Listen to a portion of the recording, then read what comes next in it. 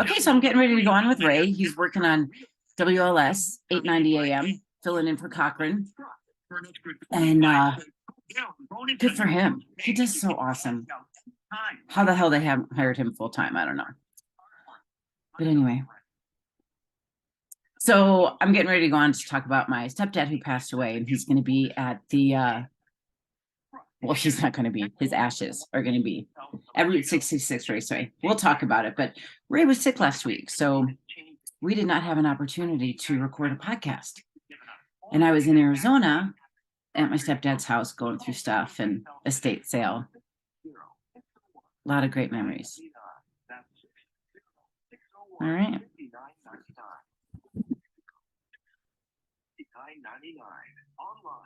Oh, I probably should take it off speaker.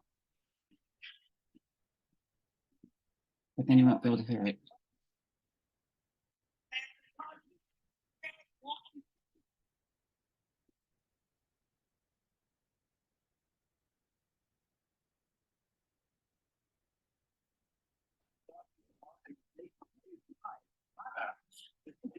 Watching that, I think we've got another episode coming out on Friday. Other thing I'm watching at the house, obviously, is the soccer team you guys carry here on weekends. AFC Richmond. That's right. That Glasgow. Sure.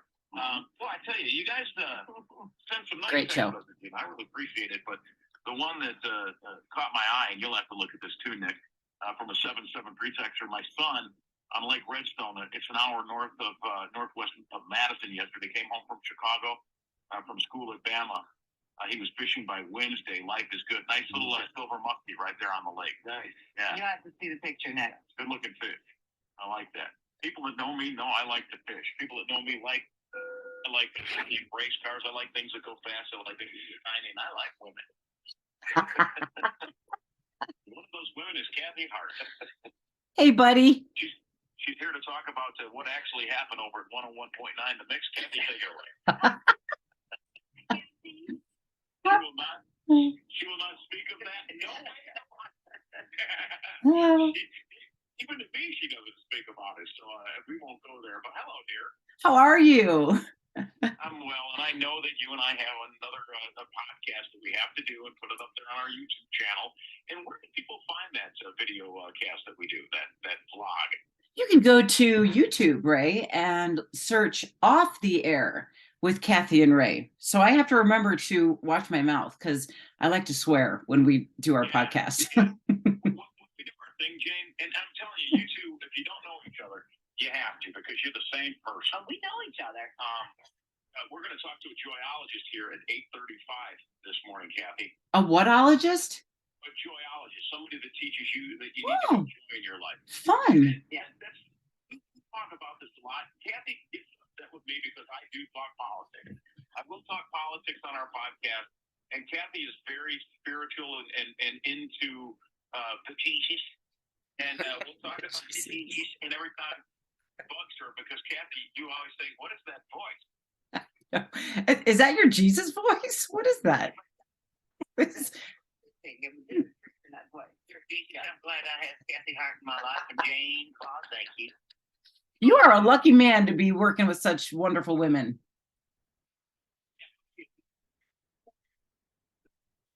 Women ever. And you think about it, and Jane, you know this because you're in the business. A lot of shows don't get along. And everybody that I've worked with, like yesterday I was talking about being naked in a pool with Lisa Dead. What? It's funny because I don't know if it's because I was raised with three sisters, but I just enjoy working with, and my girlfriend's a strong woman. I mean, I do get pushed around a lot by her. It's always better. Like, you've been on shows where things don't work. Yeah. The wheels are not working the right way, but when it all works on flow, it's just a great opportunity to be together and share joy and health and grit and love. But that's something you ladies do better than guys do. And we're going to try to get to this today, but we have a report about how guys are starting to become better at this. But man, you women, you do it right, whether you're out with your friends for wine or whatever, but you know, and the spirituality that you guys have is better than what we have, because we would rather get along and get around, have a smoke or a cigar, drink a beer, and complain about you guys. You have your like 2-sentence, one-word conversation conversation. That's it. That's all you need. Yeah, I'm fine. The reason I wanted to have you on is because you're doing something really cool. Yeah. Explain your stepdad, Wally, who was really your dad, and what you're doing for him. Yeah, so my stepdad, Wally Berg, grew up in Woodstock, and he's a saint purely for the fact that he married my mom, who had 4 kids, and I believe at the time we were what were we, like 10 through 14? No, 8 through 14. I forget the ages, but regardless, 4 kids at young ages, some just getting into their teen years.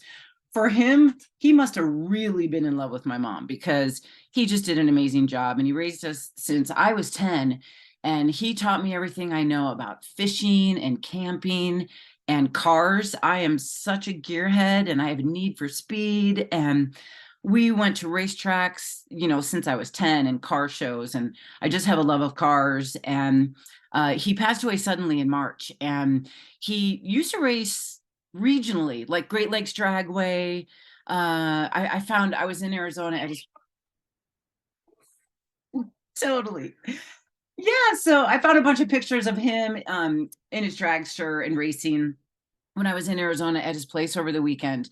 And I just thought it would be great, because when I used to live in Chicago, one of my neighbors was Tony Schumacher. As you mentioned, used to drive for Army. Now he's driving for SCAG JCM Racing. And he is just such a good guy. And he met Wally, and they talked racing. And so when Wally passed away and my sister mentioned that we're each going to get some of his ashes, I thought, man, what would Wally want? Where would he want to, his ashes spread? I'm like, dang, the racetrack for sure. So I called Tony, and he's like, yeah, it's done. He's going to go on the ride of his life.